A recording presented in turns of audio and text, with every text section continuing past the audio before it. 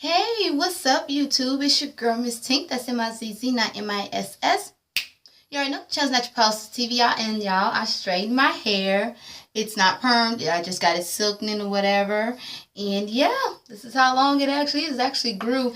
If you've been with my channel since I started or seen my other videos, you see where I had my hair straightened, I believe, in 2015. So 2017, I decided to get it blown out because I needed to get my ends clipped. And if you've been on my Instagram, my Facebook, you will see the whole pictures and everything. So I'm on camera, and we're here to talk about Real Housewives of Atlanta, season 9, episode 10, Uncharitable Behavior. Let's get into it. Episode was okay, but I'm kind of like gonna ramble through this because I have to get to work. Y'all know how that is. It's Monday. Okay, let's get into it. So, Phaedra's with, her boys at home getting ready for her pop-up shop.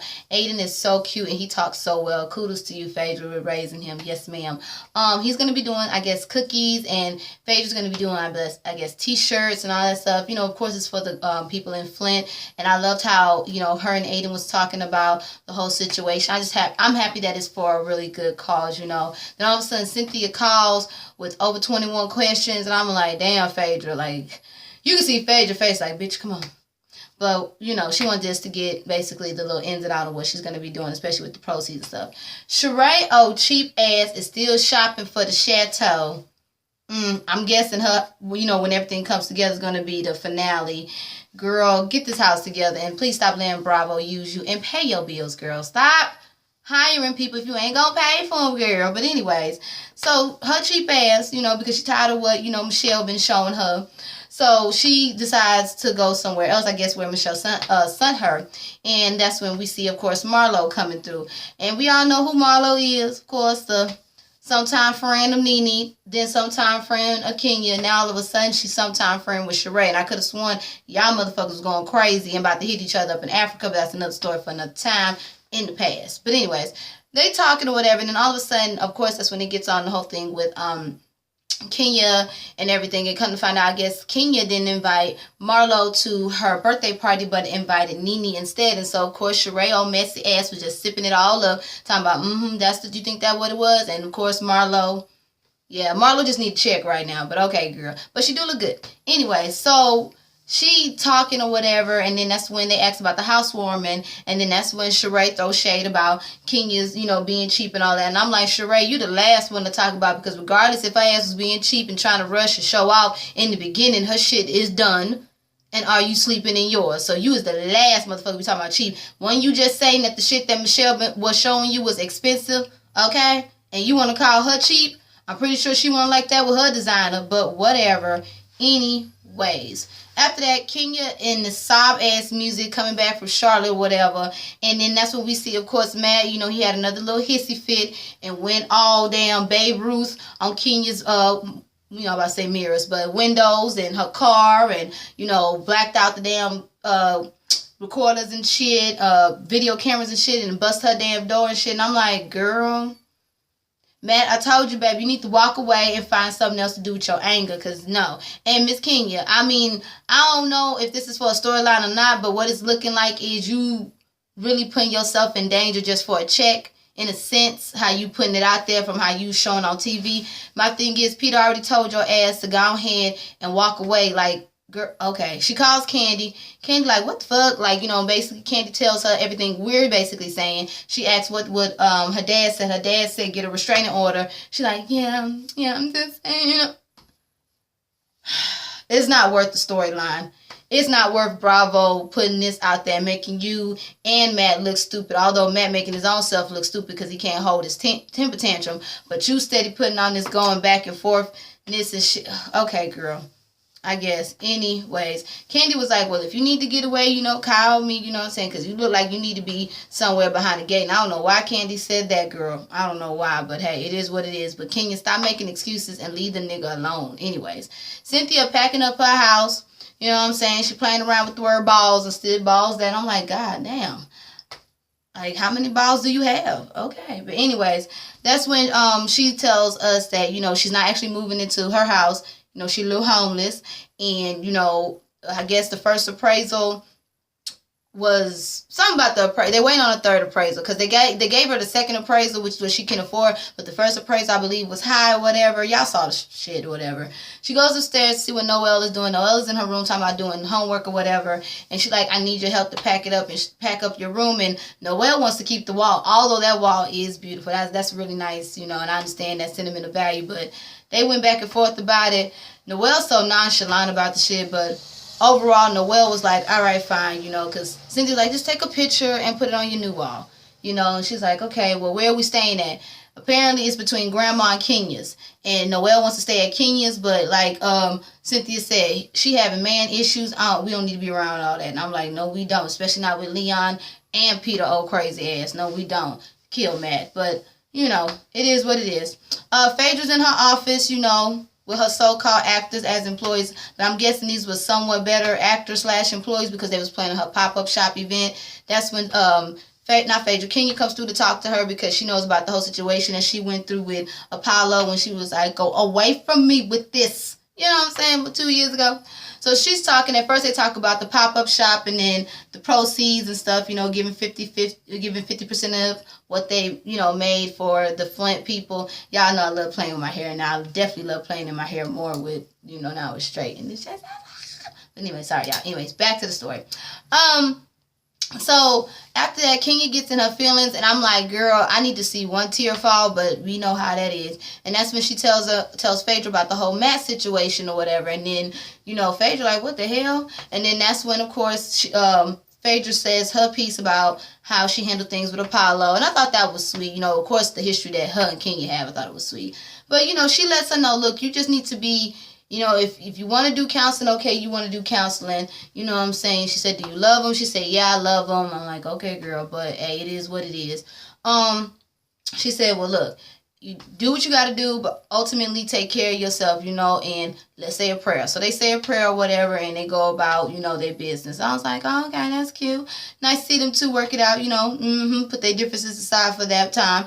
You know, anyways, after that, we see Candy, you know, baby A's so cute. You know, she's chilling with the baby. That's when but Kenya come by and talk or whatever. And come to find out, again, this is why I can't take Kenya too seriously with this shit. She decides to drop the restraining order. And, well, not drop, but not even follow restraining order or whatever. And just leave Matt alone. And I'm like, okay, we shall see next episode, girl, but I don't know about that. If he busting out that shit, he would have had a restraining order from me. I'm just saying, especially if he did it more than once. But then that's when she asked Candy, you know, can I stay with you? And Candy like, and then Candy in confessional was like, damn, I told her that, you know, she can, you know, she needs somewhere to go, but I didn't think the girl was actually going to come here. I said, Candy, that's what you get for saying that shit. So now Candy done got a house guest, a.k.a. Kenya. Then that's when she invites Cynthia over. And my thing is, damn, Candy, you had your door unlocked? Talking about you didn't know she was coming, but you had your door unlocked. You knew, girl. He just be walking up into people's houses. And then that's when Kenya extends the invitation for Cynthia to stay the night at Candy. And Candy like, bitch, wait, let me get y'all a drink. And I'm going to need a drink, too. I'm like, Candy, shit, I would need a drink and a blunt fucking with this shit. Like, hell nah, y'all got to go. Motel 6 always keeps the light on for you. Hell, y'all can afford the Hilton, the W, or whatever, but you ain't coming in Candy's palace. I'm just saying, but hey, it is what it is. So they all talking about rooms and all that shit, and Candy looking like, motherfucker, whatever. And then that's when they talk about the whole thing with, you know, bring up the whole thing with Sheree, talking about, no, not the Sheree, but talk about how Cynthia got read in the text message about the proceeds and stuff, and then she says something that was Sheree told her, and then that's how Candy tells them about what meeting that Sheree and Portia had about the whole situation with Block and all that stuff, but she didn't mention the whole thing with Phaedra or whatever. You saw that. And then after that, that's when you know, she said something about Block, and then here go Kenya talking about, is that the one who peed on her? Because we all remember that, you know, in the I Never game, she did drink to the whole golden shower thing. I believe it was her and Sheree, but I know Portia did. But we don't know if it was Block or not, but don't do that. Don't do that, Kenya. But, you know, of course, them two frenemies anyways. But Candy, like, leave me out of it. And I'm with you on that, Candy. I don't give a damn. Phaedra's going over to space for her event or whatever. Invites all the girls to come out. I actually love that short hair look on Portia. I think she looked really good or whatever. Love the shade that Candy threw. Talking about, okay, girl, so nobody got no hair to grab when you fight them out in the back alley. Okay.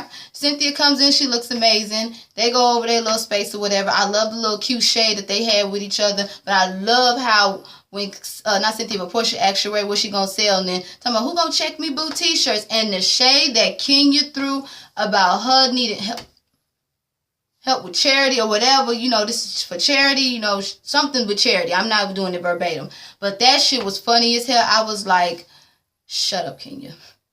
And the who gonna check me boo, and then the shade about we selling them for $5 or $15. I was like, get her ass. But of course, that's what Portia brings to talking about. We gotta do 50%.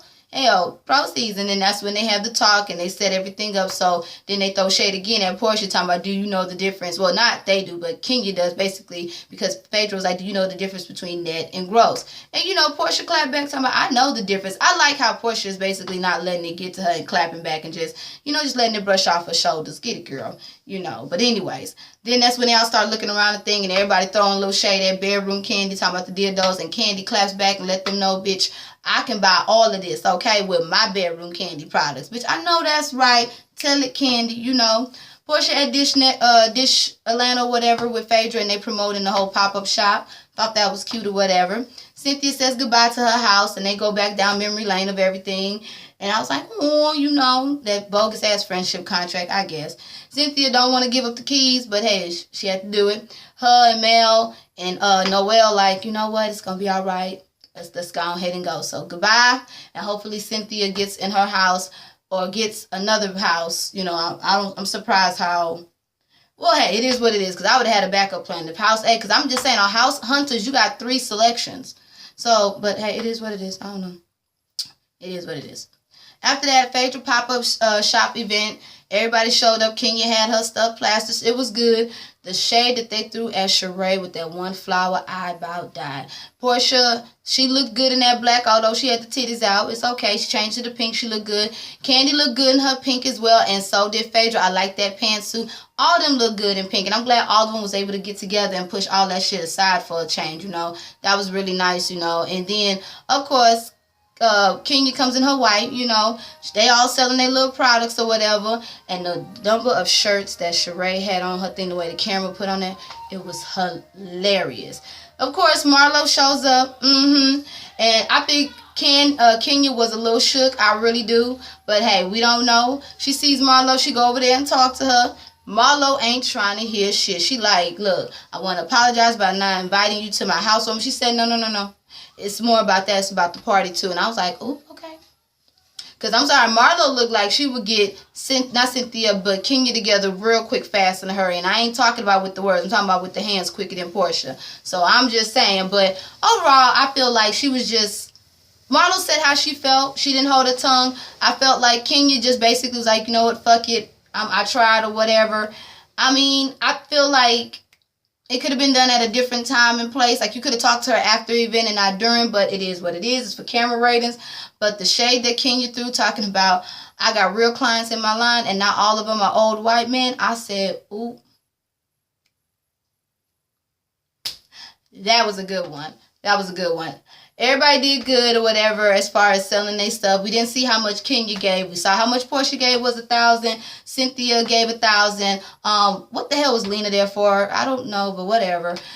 And then they said that, I think Candy either gave 2,500 or 5,000. Either or, I love how Candy was like, look, me and Phaedra might not get along on a personal level. When it comes to charity and helping each other, as far as for the greater good in the community, I'm there. And I'm like, I know that's right, girl. I know that's right. Especially when you make some money, too, and it's going for a good cause. And when they showed how much Sheree gave, it was either $4.95 or $5.95. I fell the fuck out. Bravo. Y'all black asses are shady as shit. I said, oh, Lord Jesus. And that's pretty much how it ended. Overall, it was good. I mean, I liked the little shade that they was throwing throughout the whole little episode. And I love how, I love Marlo and, Kenya scene going back and forth. Although it was childish, I still like seeing it because I feel like Kenya, no, not Kenya, but Marlo would give Kenya a run for her money. Although I feel like Marlo and Kenya could have did that at a different place, a different time. But Marlo didn't want to hear shit and she just let it off her chest. So you can't get mad at somebody letting it off their chest. Called her ass the damn Nene Jr. Pick up a Bible. I said, and I'm just summarizing the shit, but those are the key words that stuck out to me. I was like, well, damn. I was like, okay. Okay. Called her full of shit and everything. I was like, all right. So, I guess Kenya had to bow out gracefully and then throw that shade in the confessional and get back to her clients. And I'm like, okay, girl, I understand. But I feel like this, and I'm going to say it again, Marlo will give her a run for her damn money. That's how I feel, y'all. But anyways, I got to get to work. I'm Miss Tink. That's M-I-Z-Z, not M-I-S-S. You already know, Channel Not Your Post TV, and this will be up later out throughout the day because I'm going to upload this at work. And then, of course, we'll be back at it again tomorrow with Love and Hip Hop New York. Okay? Deuces, y'all. Bye. Oh, yeah. I forgot to say this. I hope everybody has a blessed and prosperous and safe Martin Luther King Day, okay? Celebrating the right way, y'all. Y'all get home tonight, okay? And wake up tomorrow and get back to your normal lives. Want to put that out there, okay? Okay. Bye, y'all. For real this time. Deuces.